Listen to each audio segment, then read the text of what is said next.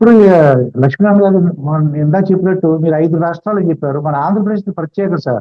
ఎలా అంటే ఒకవేళ 1750 కోట్లు తీసుకున్న అఫీషియల్స్ మీద యాక్షన్ తీసుకుంటే ఉమ్, అదానీ గారు పెట్టుబడి పెట్టడం మన భయం ఉంటుందండి. ఆయన ఏదో కొత్తగా వస్తున్నాడు ఆంధ్రప్రదేశ్ కి.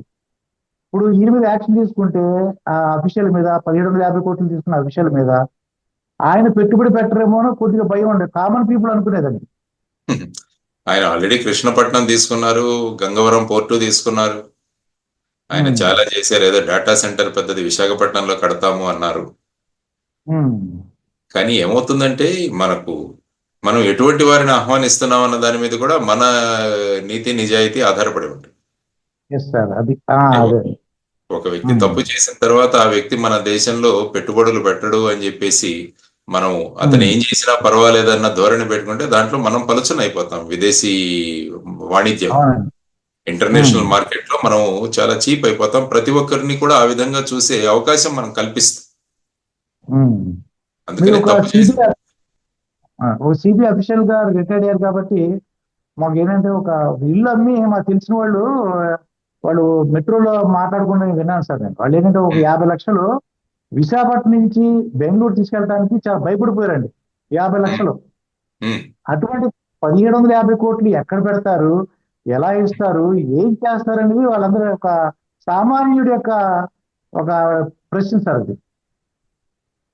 అందుకనే ఏం చేశారంటే సామాన్యుల్ని కూడా పొలిటికల్ వాళ్ళు కొనేస్తున్నారు ఈ మధ్య. అదే కదా. ఆ, ఎన్నికల్లో డబ్బులు ఇచ్చేసి వాళ్ళని కూడా అవినీతి పరులుగా వారిలో వారిని సమావిష్టం చేసుకోవడానికి ప్రయత్నాలు జరుగుతున్నాయి ముమ్మరంగా. అది. ఆ, ఎందుకంటే ఒక డబ్బున్న వ్యక్తి ఏదైనా చేసుకోగలడు. ఒక డబ్బున్న వ్యక్తి రేపు మంచి కాలేజీలో పిల్లల్ని పెట్టుకోగలడు. ఒక పబ్లిక్ ట్రాన్స్పోర్ట్ లేకున్నా కూడా తనకు సొంత కారులో వెళ్ళగలడు. తనకి ఏదైనా ఉమ్, అవుతే గవర్నమెంట్ హాస్పిటల్కి వెళ్లకుండా ప్రైవేట్ హాస్పిటల్కి వెళ్ళగలడు. అవునండి. కానీ అదే సర్వసాధారణ వ్యక్తి ఏమవుతుందంటే వీటన్నిటినీ కూడా తనకున్న తక్కువ ఆర్థిక స్తోమతలో ఇవి చేసుకోలేడు. అందుకనే ప్రభుత్వం యొక్క భూమిక చాలా ముఖ్యం ఇందులో. ఉమ్, కాబట్టి అవునండి. అటువంటి వ్యక్తులు రేపు గొంతు ఎత్తకుండా వాళ్ళకి ఏంటంటే ఎలక్షన్ విధానాల్లో వాళ్ళకి డబ్బులు ఇచ్చేసి గెలిచేస్తుంటే రేపు ఏదైనా ఎవరైనా ప్రశ్నిస్తే మీరు డబ్బులు ఉమ్, తీసుకున్నారు కదా అప్పుడు అని ప్రశ్నించే స్థాయికి వెళ్ళిపోయాయి రాజకీయాలు. అది. అవునండి. సో ఆ అంటే విధమైన అది. పరిస్థితులలో ఇప్పుడు 1750 కోట్లు ఎక్కడ పెట్టారు, ఎక్కడ ఇచ్చారు అన్నది మీరు ఆ, అడుగుతున్న ప్రశ్న. అవునండి. అవును. ఎక్కడ అంటే మాకు తెలియదు, మీరు కొద్దిగా ఆఫీసర్లు కాబట్టి సిబిఐ వాళ్ళు చేయరు కాబట్టి కొద్దిగా ఐడియాస్ ఉంటాయేమో అని. Yeah, yeah. ఎలా ఎలా ఉమ్, ఉంటుందంటే మనం కొన్ని దేశాలను ట్యాక్స్ ఉమ్, సెవెన్ కంట్రీస్ అంటారు. ట్యాక్స్ సెవెన్స్ అంటే అవి ట్యాక్స్లకు ఉమ్, అవి స్వర్గధామాలు అన్నమాట. అంటే ట్యాక్స్ లేకుండా అక్కడ ఏదైనా చేయొచ్చు. ఓకే. ట్యాక్స్ సెవెన్స్ స్వర్గధామాలు అంటే మారిషస్ ఉమ్, ఒకటి ఉంది. తర్వాత ఉమ్, బ్రిటిష్ వర్జిన్ ఐలాండ్స్ అని ఉన్నాయి. ఆ తర్వాత ఉమ్, ఐల్ ఆఫ్ మ్యాన్ అని ఒకటి ఉంది. ఇలా కొన్ని దేశాలు ఉన్నాయి. ఉమ్, ఆ దేశాల్లో ఏంటంటే మీరు హవాలా ద్వారా అక్కడ షెల్ కంపెనీస్ లో మీరు పెట్టొచ్చు. ఓకే. దీన్నంతా హవాలా మెకానిజం అంటారు దీన్ని. ఉమ్, అంటే ఈ పేమెంట్లు మీకు ఇక్కడ జరగవు, ఎక్కడో వేరే దేశాల్లో జరుగుతాయి. అదండి. అది. ఆ ఉమ్, దేశాలు ఇటువంటి లావాదేవీలతోనే ఆ దేశాల యొక్క ఎకానమీ ఆధారపడి ఉంటుంది. ఉమ్, సో యాక్చువల్గా ఇప్పుడు వాళ్ళ దగ్గర అన్ని విషయాలు వాళ్ళ దగ్గర ఉన్నాయని చెప్పేసి మనకు ఆ రిపోర్ట్లు తెలియజేస్తున్నాయి. ఒక వ్యక్తి వినీత్ జైన్ అన్న వ్యక్తి ఫోన్లో ఎవరికి ఎక్కడ ఉమ్, ఎంత ఇచ్చాము, ఎలా ఇచ్చాము అన్నది కూడా విషయాలు వాళ్ళ దగ్గర ఉన్నాయి. అవునండి. కాబట్టి ఇప్పుడు మన ప్రభుత్వాలు వీటిని ఏ విధంగా ముందుకు తీసుకెళ్లాలన్నది చూడాల్సిన అంశం.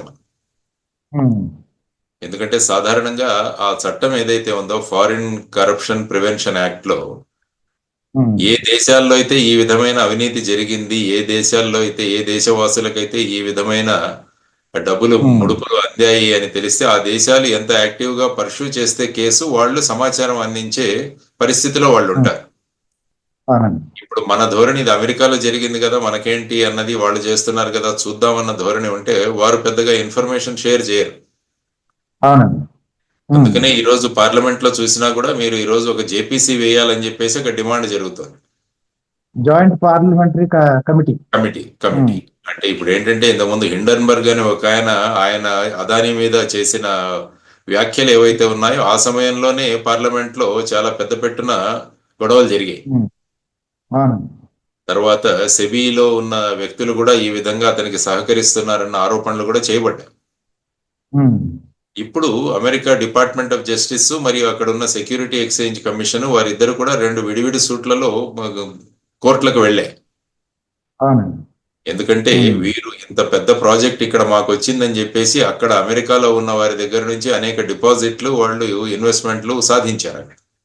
ఉమ్, అంటే ఈ అదే. విధంగా వేరే దేశాల్లో ఉన్న వారికి డబ్బులు ఇచ్చి ఈ ఉమ్, విధమైన ఆర్డర్ తెచ్చుకున్నామన్న విషయాన్ని వాళ్ళు దాచివేసి మేమేదో ఉమ్, మంచి అవినీతి లేని లేకుంటే ఏవి నీతివంతమైన మేము బిజినెస్ చేస్తున్నామన్న ఒక ప్రదర్శన చేసి వాళ్ళను మభ్యపెట్టి వాళ్ళను ఆ విధంగా మాయ చేసి వాళ్ళు ఇన్వెస్ట్మెంట్లు ఉమ్. తీసుకుంటున్నారు కాబట్టి మా వాళ్ళను మోసం చేశారని సెక్యూరిటీ ఎక్స్చేంజ్ కమిషన్ వాళ్ళ ఆరోపణ.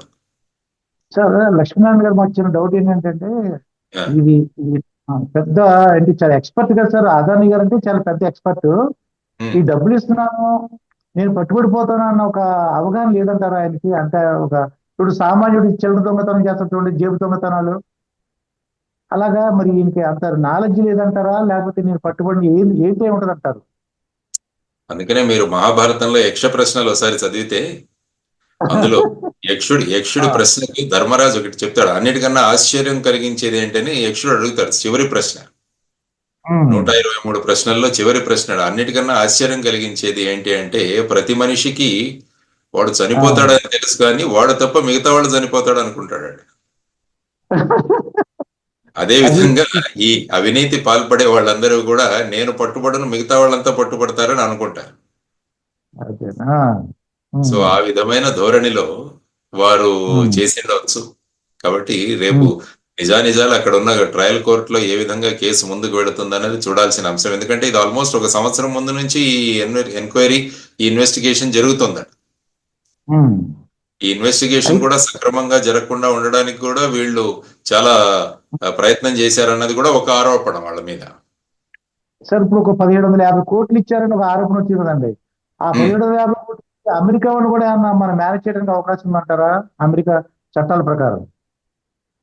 అమెరికా చట్టాల ప్రకారం ఎందుకంటే already United states department of justice అన్న వాళ్ళు ఆల్రెడీ వాళ్ళు ఒక ఇండిక్ట్మెంట్ అంటారు, ఆల్మోస్ట్ ఒక ఛార్జ్ షీట్ లాంటిది ఆల్రెడీ కోర్టులో వేశారు.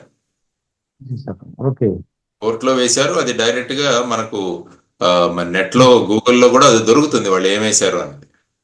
ఉమ్, అందువల్ల స్పష్టంగా రోజుకు రోజు ఏ విధమైన ట్రాన్సాక్షన్స్ జరిగాయి, ఏ విధమైన జరిగాయని చాలా విపులంగా విశదీకరించి వాళ్ళు ఒక 30-40 పేజీల్లో వేశారు. ఉమ్, అవునండి. కాబట్టి ఇన్ని ఉమ్, చేసిన తర్వాత ఏంటంటే అమెరికా చట్టాలు ఒకటి ఏంటంటే అక్కడ కాంప్రమైజ్ చేసుకోవడానికి కూడా అవకాశం ఉంది. మేము ఇంత డబ్బులు కట్టేస్తామని వీళ్ళు ప్లీడ్ గిల్టీ చేసి మేము చేశామని ఆ, ఒప్పుకొని ఆ తర్వాత అక్కడ వాళ్ళు విధించే ఫైన్లు ఏవైతే ఉంటాయో అవి కట్టేస్తే సరిపోతుంది. ఉమ్. అలాంటివి కూడా ఉన్నాయి. లేకుంటే శిక్షలు కూడా ఉన్నాయి. వీటిలో 5 సంవత్సరాలు 7 సంవత్సరాల దాకా శిక్షలు ఉన్నాయి ఒక్కొక్క కౌంట్కి.